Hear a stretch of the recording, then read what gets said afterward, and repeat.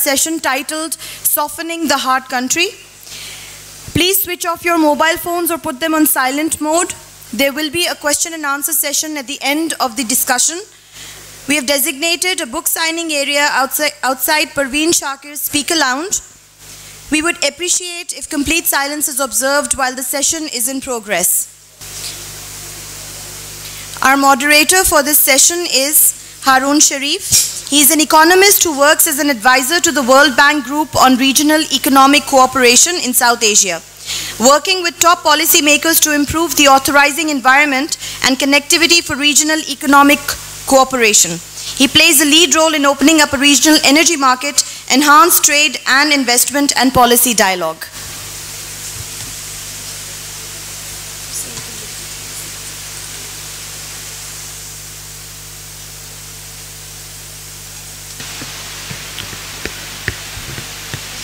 Well, good afternoon and assalamu alaikum, ladies and gentlemen. First of all, many thanks to OUP for giving us the opportunity to organize this session. What we'll try and do is that we will generate a conversation to understand the changes surrounding Pakistan and the region, particularly with the lens of geopolitics, economics, security, knowledge, and other things. So we are very fortunate to have very distinguished speakers sitting on my left-hand side. We have former Foreign Minister Hina Khar, who took the lead actually in opening up or influencing Pakistan's foreign policy with a regional perspective, and she does not need a longer introduction, I presume. We also have Professor Anatol Lieven, a well-known author, currently at the Georgetown University in Doha, who has done a book on Pakistan and is continuously doing research on Afghanistan and regional issues and Pakistan linked to geopolitics, security, and connectivity when he works with me. So just a quick introduction, 2 sentences. When we say that region around Pakistan is changing, there are very profound and rapid changes happening. The world is looking at this region not from a unipolar lens anymore. Multiple power centers are emerging. A center of economic gravity very clearly moving more towards Asia and China. With all these, how do countries reposition in this particular region which could not take advantage in the 1980s, which South Asia did? So that's one way of looking at it. With this perspective and changes, and we might see Iran opening up pretty soon, so all that is moving too fast. So my first question I would raise first to former Foreign Minister Khar, that how is foreign policy adjusting or should adjust to these changes, both from a Pakistani perspective, also from a regional angle? What is driving this change and how should countries reposition themselves in this changing environment? And finally, my vested interest as well, and many of us, will economics be a priority in the foreign relations in future? If yes, how? So I will pass it on to you, Hina, and then we'll move on to Anatol. Sure, thank you for that, and thank you for I think, laying the stage in terms of the changes that are happening around the region. So obviously it will be impossible to answer your question without distinguishing between what should happen and what is happening. So let's talk about what should happen and then see how much of it is happening and how much of it needs to happen. And let me just at the very outset say that I believe truly that Pakistan happens to be one of those countries which has missed out on being able to benefit from the region that it inhabits. We have let the problems of the region obviously overwhelm us and become part of the problems, but in terms of presenting the solutions, because of our pivotal location, we have not traditionally and historically taken the benefit, and I hope that will change. So first of all, what is changing? We saw that in 2010 when Secretary Hillary Clinton, now a contender for the president, talked about the Asian pivot in the American policy. Right now, if you look at where the United States of America is and look at where Pakistan is, if America's Asia pivot was important in 2010, you can understand for Pakistan the changes right around us are obviously even more central than they are to the United States. And you see how the South China Sea is being played up, and the rivalry, or at least the playing out between China and the US, their foreign relations are being so affected from that particular theme. But coming back home to Pakistan, I believe the positive over here is that in some ways, again, it could be a positive and a negative, but the war theater positively is certainly shifting far away from Pakistan rather than being right in our backyard. So when we talk about Syria and Libya and the problems which are festering over there, that's certainly something that has taken away page one news from Afghanistan and possibly Pakistan, right?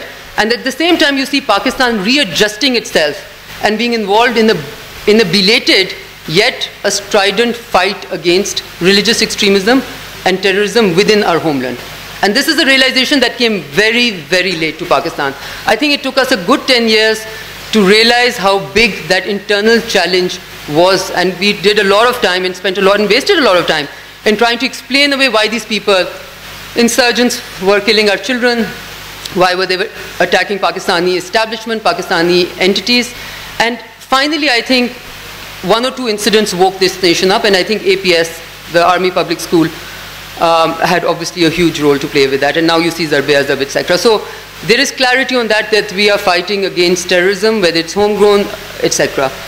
What we should be doing is not getting involved in any war which is external to Pakistani territory. A country which is in war, active war within its own territory, which has to really be able to regain its full sovereignty over territory that it calls its own, the 700,000 square kilometers that Pakistan is. You cannot afford to be part of any alliance, near or far away, which has any military element to it, right? So the 34-nation alliance, for instance, I think is a repeat of the old mistakes, because you want strategic relations, but not at the cost of national interest. For us, our immediate neighbors, which includes obviously China, which we've done a good job at maintaining good strategic ties with. But the other three countries, I don't think anyone in Pakistan can really say that we've done a wonderful job in maintaining our relations with India, Afghanistan, or Iran. And right now, I was very unimpressed with how we handled the Iranian president's visit. President Rouhani's first visit in Pakistan was painted the light of Iranian soil being used against Pakistan. That was about it that came out through mainstream media. So we should not be getting involved. We have made that mistake before. We should not be making the same mistake again, and we should be using this opportunity to be able to gain ground within. And what is central to that, because that was the last leg of your question, was we have to determine for ourselves as Pakistanis what we need to gain from our foreign policy pursuits, okay? And I will tell you, as representing Pakistan as its foreign minister, there was no dearth of the demand for my time from the best establishments abroad, right? So CNN, Christian Amanpour, etc., Fareed Zakaria, anyone and everyone would want your time, would want to interview you. And that wasn't the case with my Malaysian counterparts. Now, were they better off, or was I better off? I think they were much better off. So we had a seat on the table, and we were an important country, but important for what reasons? Because of the wrong reasons. So I would much rather be a Malaysia, not having a seat on the table, not having this importance in being able to resolve regional, and I would like to take the time out. Look at what China did. It took time out to strengthen itself economically. And today it is at its position to be able to play a greater regional role. Today it is at its position to talk about its territorial sort of rights within the South China Sea, etc., because it empowered itself economically. And when people mistake many times in Pakistan as to the importance that Prime Minister Modi gets when he goes to Britain as opposed to our Prime Minister, it's not because India is a nuclear power, so is Pakistan. It's because India is an emerging economic power. They have to overlook all sort of human rights issues, be it for China, be it for India, because they cannot afford to miss the economic boat. We have missed again and again the economic boat, and I would like to end this rather long soliloquy by just saying that central to that is that we cannot, if we apply logic and rationalism in our policy making, then we cannot use exceptionalism. So we cannot say that for Pakistan, the north-south trade corridor is integral to our interest. So CPEC connecting, parts of China to Pakistan, all the way to Goa. That is extremely important. It is central, and it will open gateways for Pakistan. But at the same time, you cannot ignore the east-west gateways also, which are actually connecting more countries, because it is opening all of the SAARC region, all of the South Asian countries, to all of the Central Asian and beyond, Middle East. So you cannot, if you apply logic and rationalism, you cannot do it selectively. I believe North-South corridor is exceptionally important and intrinsic to Pakistan's interest, but equally, I believe the east-west corridors and creating these highways and platforms is very, very important. Thank you very much. Very important messages. And I'll pass it on to Anatol to add to that and pick it up from where Hina left.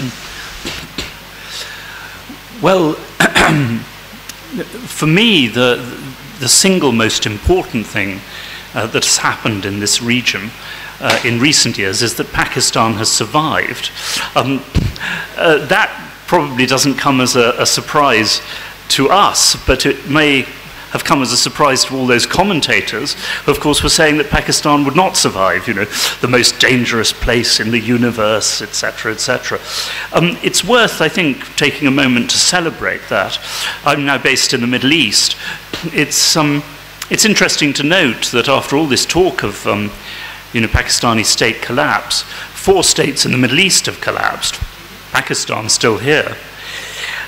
The other thing, as you said, is not just, of course, the North-South corridor, but the Chinese offer or proposal of an enormous package of investment. If that comes through, and of course, if it can actually be used effectively, which fairly big ifs, the general thinking, I think I'm right, Haroon, is that if used effectively, investment of that kind can generate 3 or 4 times more investment, in additional investment. Then we are talking about sums which would actually transform the Pakistani economy, if it works. The other thing is that I entirely agree on the potential importance of East-West links, but having been both in Afghanistan, where no early end to the war seems in sight, but also to India, where hostility to Pakistan remains very deeply rooted, I cannot honestly say that I'm terribly optimistic about that, at least in the short to medium term. Whereas the opening up of Iran, of course, does raise the possibility of overland links, all the way from not just to Gwadar, but from China through Pakistan, through Iran, to the Middle East and to Europe. A tremendous opportunity for Pakistan, if once again it can be exploited. But for the stability and development of the whole region, and which would require, of course, this east-west corridor as well, for that there will have to be progress on Afghan peace, on an end to the Afghan civil war. And unfortunately, I think we're seeing something which often happens during peace processes, but it's even worse, that both the Taliban and the Afghan government are now deeply divided.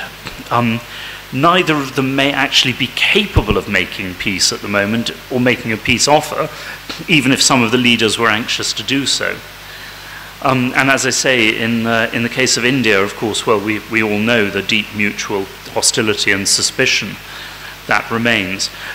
But I can only say that, in both these cases, a lot of slow, steady, incremental work will be necessary on these relationships, in the hope that eventually they may bear some sort of fruit. Thank you very much. And we heard 2 viewpoints here, and I think both complement each other. That you're looking at North and South, you're looking at East and West, but the issues in East and West are different as compared to North and South. And there is a degree of less optimism on East and West in Anatol's discourse. But taking this forward, when we look at North and South, you know, here in media and in the region, I work in the region, I'm fortunate. So when I see in the Central Asia, Pakistan and even Afghanistan, you do see a very clear economic influence of China. It's not only Pakistan. This whole one belt, one road, 17 new markets are being opened up, huge investment in infrastructure, but I will take it forward to basically more strategically here. And if you could comment that, will China's economic role of opening new markets in the region translate into stability and wider foreign relations in the countries, or will it remain limited to economics only? So if you could kickstart on that, and then we'll take Anatol's. Sure, I think that's a very live topic, right? And it amazes me to no end as to how your view or the response and the answer to that is determined by geography, right? And here I'm not talking about The Revenge of Geography by Kaplan. I mean, geography, and sometimes we underestimate the importance of geography and history. We are living so much in the moment and in the present that we think we're just working in a vacuum and dealing with situations as they arise and responding to them. However, a lot of what is happening is because of history, because of options or steps or policy that we pursued in the past, and because of our geographical location.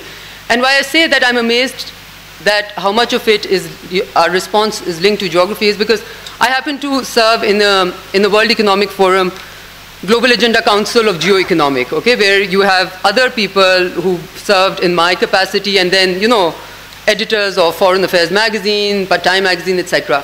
So a group of 12 people, and when I sit with those 12 people, none of them South Asian, or a very few Asian, so mostly, you know, European and Americans, I'm amazed as to what their fear of economic imperialism of China is. And I'm shocked at it, you know, and no matter how much time I spend in explaining to them that this, as a person, inhabitant of that particular region, I can tell you that this is great for us. You know, and what are you so concerned about if the Asian Infrastructure Bank is coming up, as even if it is coming up at par with the World Bank, Haroon? You know, it's a good thing, because what you cannot do, many times, you know, the typical Western entities are not so interested in investing soft loans or soft money in hardcore infrastructure. You're more interested in sort of, you know, the other side, the social sectors, etc. So if they are coming up with an option, how can it be bad for anyone? If they're connecting today two countries, or only connecting within Pakistan, all of Pakistan, how can it be bad for even India or Afghanistan or Iran, or so our immediate neighbors or our near neighbors? Because this connectivity, if you put on the regional lens and take away the nationalistic lens, is good for everyone. But there is a concern elsewhere. But I think the concern in Pakistan is obviously not that much at all, right, of economic imperialism at all. We look at them as a soft power, which is obviously not true in how the West views them. We look at them as somebody who is creating infrastructure which will help Pakistan's economy. And in all of this, I think it is important to remember that and this is something which I think a lot of Pakistanis are mostly unaware of, the investments that China is making in Pakistan are not an exception to the rule. They are the rule, right? China is making equal, if not more, investments in many Central Asian republics. And if anybody wants an account of that, please read Hassan Karar's recent book on that, which is extremely, you know, gives you a great account of the numbers that they're investing in many Central Asian republics, right? So if China happens to be today investing in great numbers in the infrastructure of this particular region, the immediate region and the near region, it can only be a force of good, right? And from here, if you see that later on, you know, China would want to play a bigger role in the region, I think China is already starting to play that role. There was a time when China would want to have nothing to do with Afghan negotiations on the Taliban, right? Peace reconciliation. They would talk behind closed doors, but they would not want to put their banner or their name on it. Today you see that they're part of the quadrilateral setting, which includes only Afghanistan, Pakistan, and the US and China. So they are, and this is a good thing for the US also, because you see the US is currently going through two extremes of isolationism or interventionism, right? Depending on where you are. And as you say, see the play out of the presidential election campaign, you see that every candidate seems to be taking some spot over there. So the US is, moves on. They intervene and then they move on. And then the region has to manage the situation that has come from that intervention. So if we have an entity like China, which is willing to manage that with us, it can only be a force of good. Very much. So the fears of the West and force of good here. Anatol, would you like to take on further down? Well, we've obviously had very similar conversations with some American officials in particular, in which I've also pointed out that Chinese investment, well, here in Pakistan, in Afghanistan too, of course, if it contributes to the development, the serious development and the stabilization of the country, that is a good thing for the region, the world, for the United States as well. One does, however, I think, also have to face the fact, though, that, there is increasing rivalry between the United States and China in East and Southeast Asia. And I think that one of the key tasks of South Asian diplomats in the years to come should be to try to make sure that this rivalry does not poison still further relations in this part of the world. Now, so far, I'm very happy to say that there has been considerable restraint showed. China has not tried to increase its military presence. Whatever I'm afraid some parts of the Indian media believe, it just hasn't so far. There was a piece of news recently which both alarmed me considerably but also pleased me. What alarmed me was that it seems that Washington asked India to participate in naval patrols in the South China Sea. That would have been an extremely provocative move as far as the Chinese were concerned. What pleased me was that the Indians refused, because, of course, they could see that this would very likely provoke some kind of Chinese reaction on their borders with India, in terms of militarizing the relationship with Pakistan and so forth. So it seemed that that there are also grounds for restraint, and I hope that continues, because, my God, this part of the world suffered so much as a result of the old Cold War, between the USA and the Soviet Union. The last thing it needs is to be drawn into a new Cold War between the USA and China, which, like the old Cold War, could only in the end be disastrous for everybody. Well, that leads to another question, and again in the same order. We are seeing the investments of China. Pakistan's competitiveness over the years have eroded because of several reasons, and our exports and things and economically has not risen as compared to others. And you're spot on. Basically, just to give an example, I was in a panel with the Mongolian Prime Minister, and he asked all of us that how much are you investing in this region? So as World Bank, humbly I said about $6 billion, and I'll go on. Another bank, Asian Development Bank, was $10 billion. And then the Chinese finance minister came, and she basically said $78 billion. So after that, I think the relevance becomes far too clear in the region. So it's not only Pakistan. But coming back to that, so one of the things which Pakistan is strategically portraying for years, and I'm sure you were doing when you were foreign minister, it is Pakistan's strategic location in the region, and that is not only a major economic, priority or asset for Pakistan. If all that infrastructure is coming north-south and all the way to Central Asia happening, now will Pakistan continue to guard this strategic location, or will it open up to other than China to use it actually the leverage, the potential of strategic location? Because at this point in time, when you speak about economic integration, it's about people, transport, coming, going. It's not only money transferring. So I think any comment on that strategic location and the wider thoughts on the region by Anatol would be very helpful. Okay, Nipa. Okay, so because you asked this question, I have to just give a brief comment on what Anatol said in his first remark about not being terribly optimistic about the East-West in the near future, right? and you are obviously being a realist, and you are looking at the situation as it is, and you are basically looking into the future, extending the current norms. I would say I look into the future with hope. It's, I think, was it Lenin who said, pessimism of the intellect, optimism of the will. In other words, one must continue to try.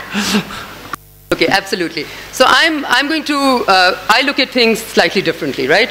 The way I look at it is that forget the ex-foreign minister as somebody who's played a role in policy making, as a Pakistani citizen, okay? I look at Pakistan's location, I look at Pakistan's past, okay? And I try to determine or extrapolate from that how our future needs to be different than that, okay? Because to me, patriotism is about ensuring that we don't repeat some of the mistakes that we made in the past, or ensuring that we don't miss some of the opportunities that we missed in the past, because the windows of opportunity closes very, very quickly. It doesn't stay there forever. The window that Iran offers today, it will not offer 5 years. So therefore, I'm concerned about how we handle the visit, because I thought this was a great opportunity to open that window wider rather than closing it shut slightly. So to directly answer your question,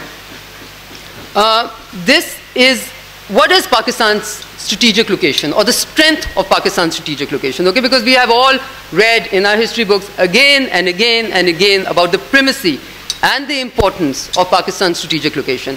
Now tell me, if we consider ourselves to be a roundabout or a conduit or a go-between between two massive regions, okay? One is SAARC, where you have Sri Lanka, Bangladesh, India, all energy-starved countries, right? And all countries which are growing at decent numbers, but require intensive capital investment in terms of infrastructure and industry, and for that require, again, extensive energy resources, right? The rest of the region on our west, if we were to broadly, say, is all exceptionally energy rich. Whether it's oil, whether it's gas, they are overflowing, brimming with it, okay? So for us to be able to, and then of course there's the trade and investment link, right? Because a lot of trade does happen through road transport. We are right in the middle, smack in the center, together with Afghanistan, between these two massive regions. So if we say that our geostrategic location is exceptionally important, but we will choose to ensure that we continue to close our borders both on the east and west, and never really be able to benefit from this geostrategic location. Why? The question might be asked. Because we are fearful. And that, to me, is the biggest mistake, or the biggest reality. It is the reality, right? But, I'm not going to say unlike Anatol, because I'm sure Anatol is going to disagree with that, with my presumption that that is your take. It is not your take, but I'm saying that I refuse to take this as a given that fear must guide us in the future also. Fear of what? India's designs against Pakistan. I'm much more confident about Pakistan's reality, Pakistan's strengths, to let my foreign policy be determined by fear of India. Fear of Iran. Have you ever asked a question, why are we so much more fearful of Iran than we should be? I think one of the reasons is because we decided to allow our country to be used as a proxy war station for other countries which might have massive rivalry with Iran, not Pakistan. Pakistan does not have an intrinsic rivalry. We don't have, for us, Shia-Sunni issue is a created issue. It wasn't an inherited issue. For us, we could very well peacefully coexist. The Shia-Sunni problem in Pakistan was created post-Zia era, right? Because of funneling of resources and allowing our country to be used.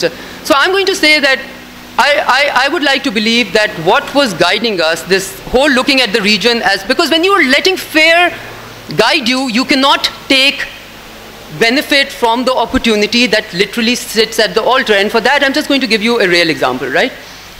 Because much as I am a great spokesperson and a greatest possible believer, because I'm going to only be convinced by logic and rationalism. If anybody can convince me on logic and rationalism, I'm willing to. But if you're going to define national interest by fear and then say because of national interest we cannot do it, I refuse to take your argument, right? And because of the same thing, being not only a convert but a great believer that east-west corridors need to be open, I would not dare, even as foreign minister, go there. Because I understand that we are not ready. However, how do we get ready? We create the circumstances for us to be ready. And for me, Opening up trade, normalization with India was one of those primary circumstances to get ourselves ready to be able to then open. And therefore, you know, MFN status, I'm just going to take, you know, a bit more time to really go into this because, you know, we let fair again guide us. Now, MFN status, how can we call India our most fearful enemy? And yes, India has had designs against Pakistan, I don't deny them, okay? And yes, we have done things to each other, you know. So how can Pakistan give India the most favored nations? Well, guess what? Because Pakistan has given the most favored nation status to another 180 countries. So it's no exception you're making for India. It's the rule that you're applying to India as you apply to everybody else. So we're saying Indians are not aliens. They're not, you know, they are like as much of normal people, you know, normal country. So we apply the same rules and we give them. Now then the next argument comes, they will eat us alive. Their economy is going to thrash us. Well, guess what? You are one of the first country which had the guts to sign a FTA, a free trade agreement with China, which is 10 times bigger than India, and their commodities are 10 times cheaper than India, and you're going to tell me that is the country whose economy has not been gobbled up by China.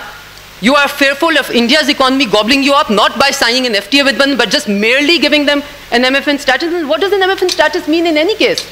It's just fair, okay? And then people tell you. I'll give you another small example, okay? That when we did this in the parliament, in a standing committee, I was told by some people that you are representing the agriculture sector and completely unaware of their interests. And our agriculture sector is going to go down and agriculture sector has gone down right now. Not because of that. We didn't do that. It has gone down because of wrong policies of this government, right? So I was given the example that as soon as we give MFN status to India, everything's going to change. And then I looked up, again, wanting rationalism and logic to guide me, I looked up what are currently, because you do know that even though we were not able to do the MFN status, we were able to convert the positive list into the negative list, which meant that earlier if 1,200 items could be traded with India, now only 1,200 items could not be traded with India, and all other items could be traded with India. So in those 1,200 items, I looked as to what were the items within the agriculture sector which was still getting protection. And guess what? Only tobacco. And it wasn't the tobacco lobby which was up in arms, right? So there's no homework, there's no reality, there's no logic, there's no rationalism, there's just this fear. And of course, if you take the name of India gobbling up Pakistan, all Pakistanis will believe it. So, you know, we have to be realistic and to see, and we are not exception to the rule. If the entire world around us has grown and developed and prospered based on regional integration, be it ASEAN, ASEAN would not even let a country like Myanmar be. Okay, they made them part of this. And EU, of course, another great example. And yet we believe that we can singularly, without ignoring the region, only, and each one of us, India is equally to be blamed for this. India also, that they can be the economic power while Pakistan and everybody can go to hell. It's not going to happen. The entire region has to grow together. Thank you very much. That was wonderful and good examples. And Anatol, your take on that? Well, first of all, to echo what you said again, the other conflict that Pakistan must keep out of is the growing sectarian conflict in the Middle East. Like I'm sure most members of the audience, I was delighted that Pakistan refused to become involved with Saudi Arabia in the Yemen conflict. That is the last thing that, that Pakistan needs. Thank you. And yes, I mean, Iran, especially in the context of, as you said, energy and connectivity, could play a very important role in Pakistan's future. As to the rest, it's perhaps curious. Normally, the relationship is that you have academics, you know, who have very positive and grand dreams, and it's the practitioners who say, nah, never going to happen, never going to work. Well, I suppose I'm in some ways not really an academic. I used to be a journalist, you know, and I worked in the policy world in Washington, D.C. The thing is that as one sees from the US presidential election, and as one sees from, you know, many ferocious debates within Europe, everywhere trade is likely to become a contentious political issue.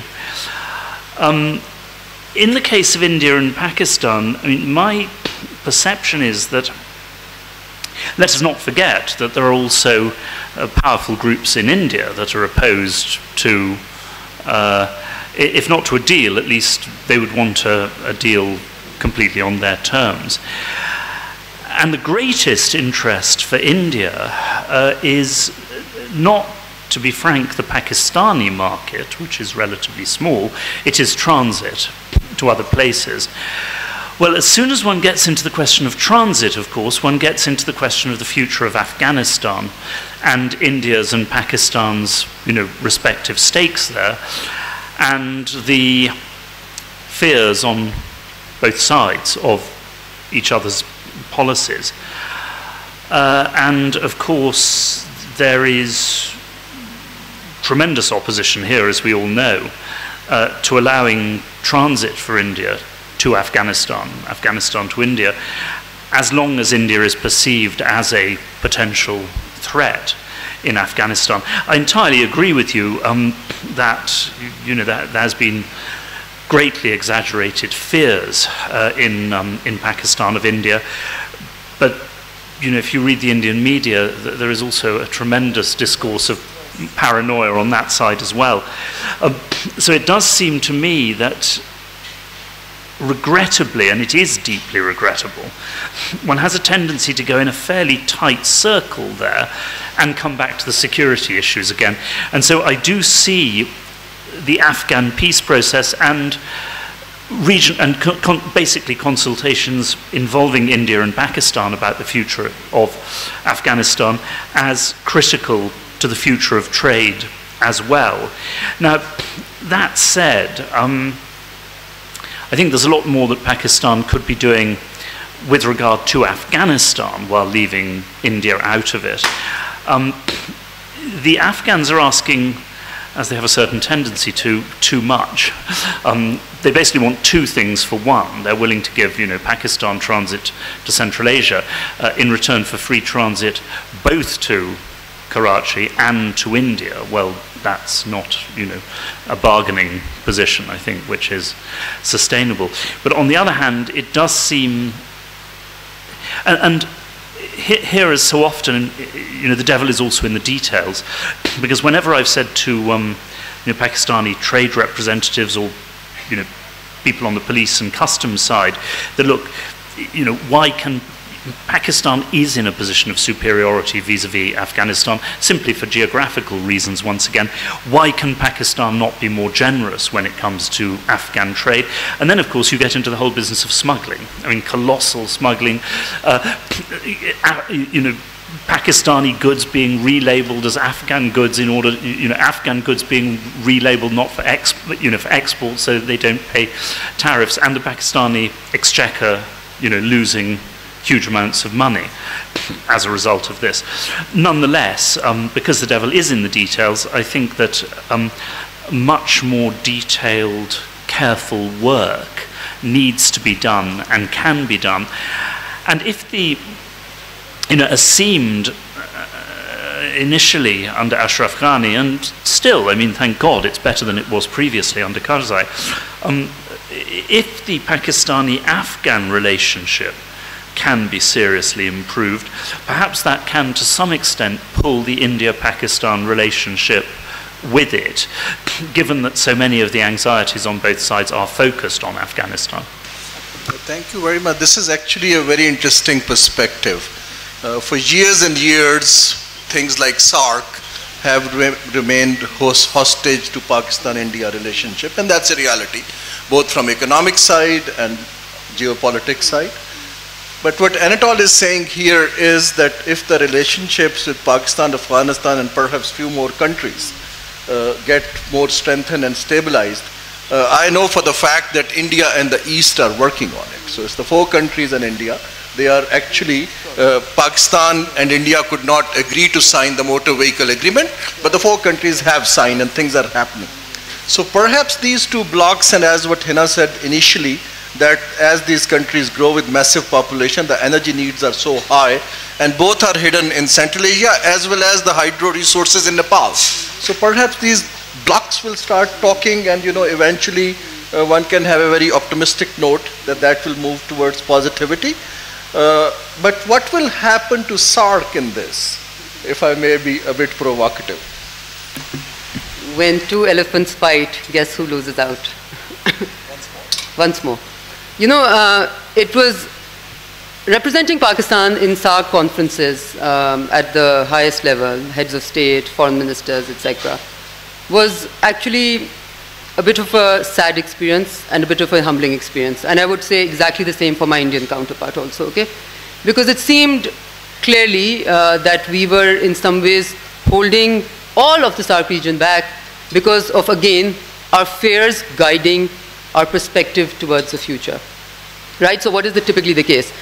If Pakistan brings up any issue, or if Pakistan proposes anything in SAARC, India would come forward and ensure that it doesn't go forward, and the same is the case. And when I say, when I talk more about what we need to do on Pakistani side, it is simply because I'm a Pakistani, okay? By no means, I mean, the fair mythology in India actually is much more applied than in Pakistan, because India is far bigger, doing far better than Pakistan, and yet they will let their media only incessantly talk about the, you know, it's amazing when you see that. It's quite, and then our media thought, oh, they're doing a much better job at it, why don't we catch up? And now they're also trying to catch up, right? So it's almost being stuck in a vicious cycle of not allowing everyone to prosper and holding yourselves back also in the process. So what will happen to SAARC is that SAARC will become a non-entity. It will become, as it, you know, how important is SAARC today? How much of it? You go into the European Union region, you understand that there is an entity called EU, and because of that, there's ease of travel, there's same currency, etc., etc. You go to ASEAN, you understand that there is something called ASEAN, and because of that, you see veritable things on the ground. Because of SAARC, tell me, what do we see? Only ministers and parliamentarians get SAARC visas, ease of travel, meaning how much of it, and some businessmen, very, very few. So how much of it has really penetrated down to really being able to benefit of it? Pretty much none, and we cannot. Therefore, I refuse to congratulate ourselves about achievements which are really dimmed, right? We have to call a spade a spade. SAARC has not been allowed to prosper and flourish, and that's a fact. How can we change that? It's going to be, again, breaking away, being optimistic, because, you see, why do I say that I don't want the future to be a reflection of the past? Because if we accept this as the reality, then the next 60 years are going to be a replica of the last 60 years, right? So I'm saying that we need to start the incremental changes to be able to create the environment where these fears come down. And I completely agree with what Anatol said. And this had been, you know, as foreign minister, and even now, I think this is the way to go. That you fix the bilateral relationships.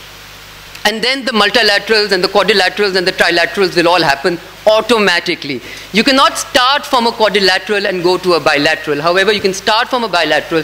So you fix the India-Pakistan track, and what is the way to fix it? And that's why, you know, we did a lot of homework in that, and our reached conclusion was that you need to, first of all, create the atmospherics, right? Create an environment where an Indian foreign minister and a Pakistani foreign minister sitting across the table consider it pretty normal to talk to each other in a normal way. Otherwise, you know, there's a list of what you can't say, and your people will be sort of, you know, tugging on you that this is India, this is India. Yes, this is India, but this is a neighbor also, right? So to be able to break away from what is generally conceived to be how you go forward. So MFN status, normalization of trade, I think is an exceptionally important step. It will give India also the confidence. So you have to start small, give confidence, and then I think it's about time. Look, with India, the reality is that we have achieved nothing, okay? No matter what anyone says, the fact is that post-1980s, we have added to the basket of our disputes, our territorial disputes. Siachen happened post that, okay? And then we had, of course, Mumbai, and then we had Kargil, and then we had, you know, Pathankot, and then we had Samjhota Express, and then we had the raw agents being, so we've been, even the territorial, forget the soft, you know, these event-based disputes, but the territorial dispute basket has also been increasing. What you need to be doing is decreasing it. Now, Sir Creek and even Siachen is very, very doable. We have actually, Rajiv Gandhi and Prime Minister Benazir Bhutto had actually initialed an agreement on it, right? And then the Indian establishment kicked in this time around. Manmohan Singh was very keen to do it. I give Manmohan Singh full points of it. So we need to start weighing down, bringing down the basket of our disputes and inculcating confidence and trust. In Afghanistan, I think the picture is very different. How can we resolve the bilateral issue? Because in Afghanistan, it's the opposite. Between Pakistan and India, India is the bigger country. It can do much more. It has chosen not to play its role as the bigger country. Okay, it is not my country, so I'm not going to speak about it. It has always chosen not to play the role as the bigger country. It has become exceptionally petty in its management of relations with Pakistan, to the extent that I happened to be in Kathmandu in this last, I wasn't the foreign minister, I was there for another conference, and I saw that India was wooing, like nobody's business, everyone but Pakistan. And Pakistani and Indian prime ministers were acting like 5th graders who were not going to speak to each other because everybody was looking. So they were enter the room and they would look this way. Quite ridiculous for grown men to be acting like that. And so in Afghanistan, Pakistan needs to bend backwards, okay? Because Afghanistan is obviously not going through an easy time. It's going to get difficult. Their economy is hurting. The insurgents are taking a lot of, they're becoming strengthened. The peace talks, the opportunity that we had 3 years back, we do not have today because the ground realities have changed. So I believe in that Pakistan needs to show as much generosity, both at the policy level and at the economic level as is possible. And just to end by saying that, because you asked about specifically about SAARC, so we were in the Maldives in Adu, where the SAARC summit was happening. And a keen Indian journalist ran to me and asked me, what is your dream about SAARC's future? So I said, my dream about SAARC's future is that next time when the SAARC summit takes place, the newsworthy item is not going to be the meeting of the Indian Prime Minister with the Pakistani Prime Minister. It will be just the regular, ordinary thing to do. That tells the story, and thank you very much. Anatol, a quick comment, and then we can take some questions. Very quick because of the questions. It's interesting that in East Asia and Southeast Asia, really hard geopolitical differences, territorial differences, have not got in the way of trade and investment. The biggest piece of energy infrastructure in the world still between Russia and Western Europe was created during the depths of the Cold War. So it can be done even if hostility continues. There is one thing, however, which has badly affected this part of the world on the part of India as well as Pakistan and Afghanistan, by the way, which didn't exist in either of these cases, and that is the use of third-party proxies. The one thing that stability cannot survive is the use of rebels, militants, terrorists as proxies. By the way, I should say, of course, as somebody who was a journalist here, based in Peshawar in the 1980s, of course, America and Britain did exactly the same thing. But it must stop, because if that goes on, one simply has a situation where one can have a predictable series of crises, and trade and economic development cannot, international trade and economic development cannot survive that. Thank you very much. We got very clear ideas, thoughts to understand the situation. So I think floor is open. Kindly be brief, introduce yourself and point your question to a speaker. We'll take 2-3 questions and then perhaps we can answer. So we'll start with the gentleman in the second row.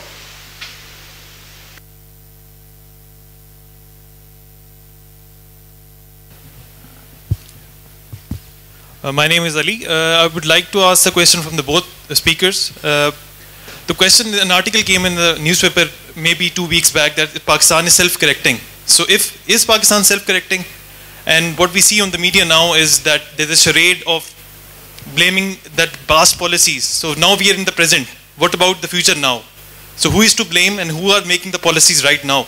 That would make the change in the future. Thank you, please.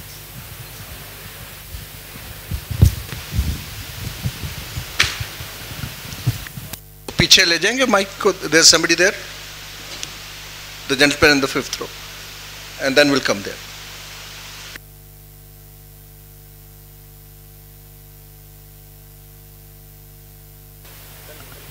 I am Badrul Islam, and my question concerns Ms. Hina Rabbani. Ms. Khar, when it comes to Pakistan's foreign policy, we see military's expansionist role, and this is quite a challenge to formulation of Pakistan's foreign policy. And you may have witnessed this thing when in your tenure as foreign minister. So how does Pakistan's foreign policy needs to be adjusted to this widening civil-military rift, particularly in these times when we do not have a full-time working foreign minister? Thank you. I think there's a question. We'll take 3 and then we'll take another quick round.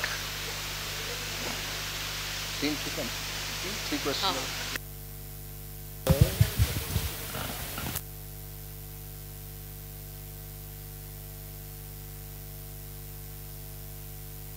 Qaeda University, Islamabad. It's wonderful, especially Hina Rabbani Khar. I appreciate the way things you have said. It's wonderful coming from foreign minister's mouth. So my question is, as you said, we need to first start out bilateral thing and then come to the Afghanistan.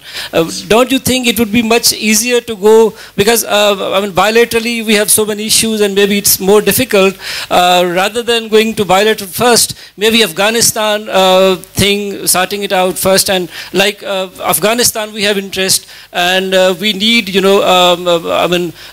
peace there for our CPAC as well. So don't you think that enlarging quadrilateral and including India and Iran and maybe Russia as well, because that fear thing, if we can take that account, then we might be in a better position to deal with that. Thank you.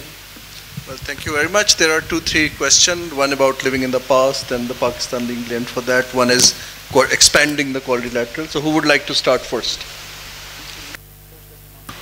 Yes, I think expanding the quadrilateral is an excellent idea, and the more major players who can be involved, the better.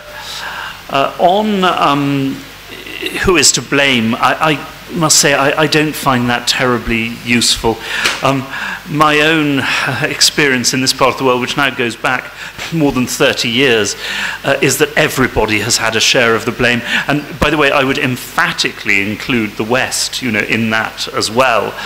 I think it's better to look to the future.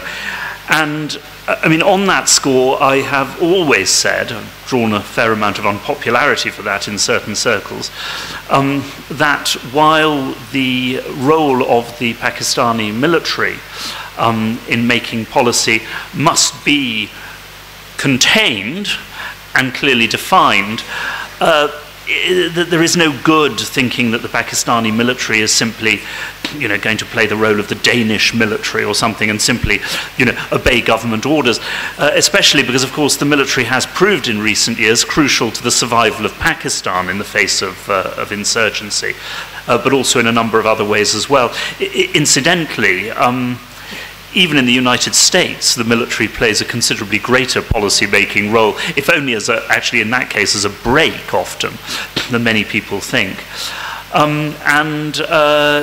Yes, assiduous cultivation of better bilateral relations is, I think, very important. Oh, just one more thing, as I'm sure you would agree with me. I cannot understand why Pakistan does not have at the moment a full-time foreign minister, given the importance of this job and the amount of things that need to be done. Okay, so I'm going to start with the last question first, but so before that... why were you not making policies in the Foreign Office? I absolutely was. I have to disagree with that. But can I say, Anatol, can we adopt you here? Really, I think we would love to adopt you. And you already have in many ways. Okay. So clearly, he proves my thesis all along that the British have a much keener sense and a realistic sense of the ground realities. And so you can be a utopian. I don't think Americans can afford to be a utopian given the many follies in the past, but that's how you apply. That's how they apply themselves. Looking at a perfect, creating Switzerlands around the world doesn't happen. And then you come back to what you are. So, okay, first of all, you asked the question about the bilateral versus. So my point of saying was that bilaterally you fix it with Afghanistan and bilaterally you fixed it with India. And bilaterally you fixed it with Iran. Getting 3 entities, for instance, let's assume a quadrilateral between Iran, Afghanistan, India and Pakistan. Very, very important. Yes, makes sense, great sense. But each having exceptional bilateral problems is going to get us nowhere. And as foreign minister, having participated in umpteen quadrilaterals, trilaterals, 51 nation, 80 nation conferences to solve the problem of Afghanistan has gotten us nowhere, right? Because there has to be some unitary force around which everybody collects, and that has to be an Afghan force. So everybody feels they have the solution without giving any weightage to what the Afghans feel the solution ought to be, or regional players. So I think it's extremely important to fix your bilateral problems, and then you can go on to have effective, there's one thing for photo ops, and there's another thing to have an effective trilateral. Till there's confidence and trust at the bilateral level, there cannot be an effective trilateral, quadrilateral, etc. So on that, with great respect to an academic I hold in great respect, I will tend to disagree. Okay, now the second question was the favorite question that I'm always asked. I had always been asked as foreign minister, the role of the military in the foreign policy of Pakistan, right? And the fact that we don't have an active, I think it's shameful to say the least that we don't have a full-time foreign minister. Not that Mr. Sartaj Aziz is any less, okay? But having served in the foreign office, first as a minister of state, as acting foreign minister. So I was minister of state, there was no foreign minister above me. The prime minister was holding the portfolio just as with Mr. Sartaj Aziz.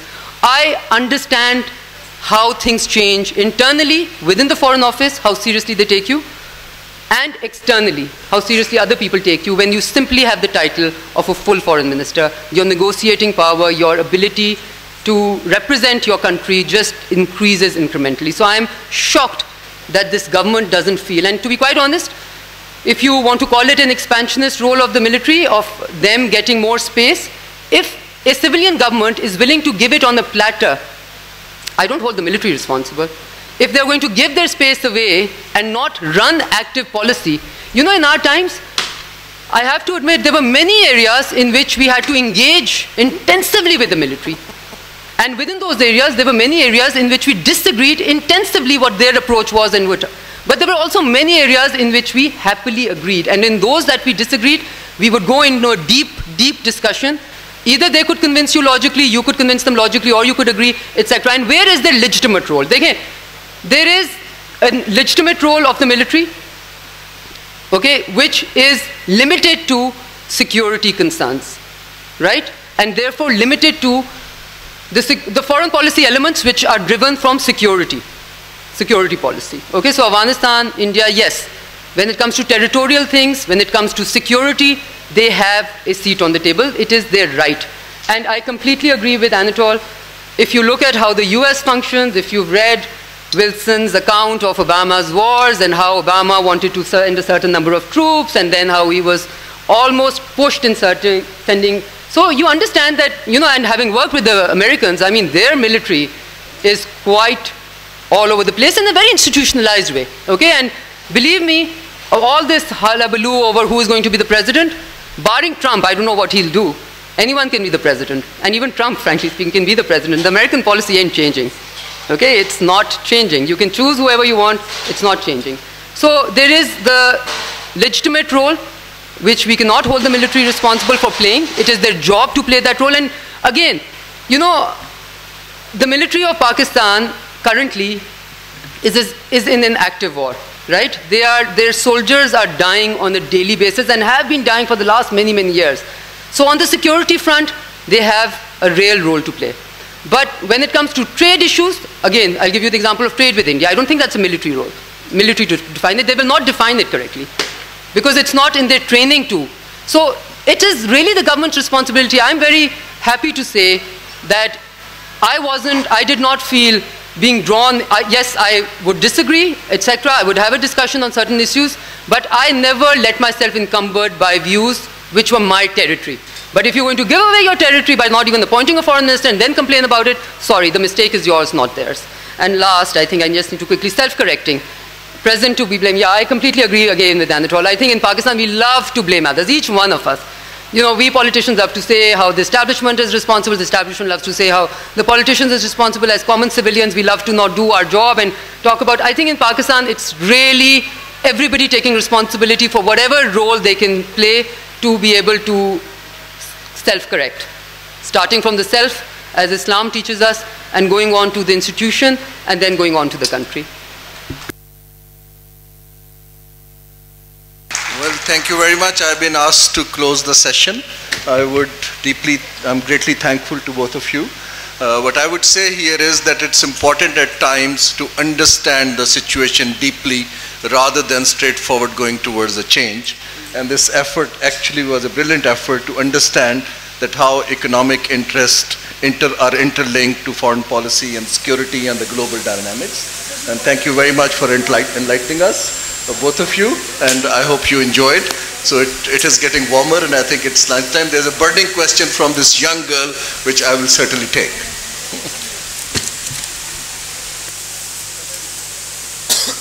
Are we taking the questions?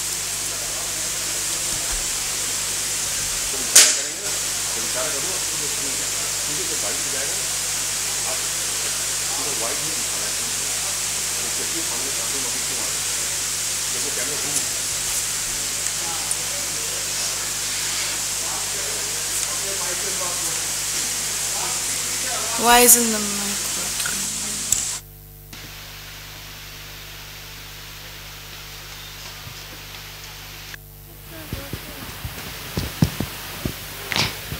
Maybe when they close the session, they close the Hello. mic.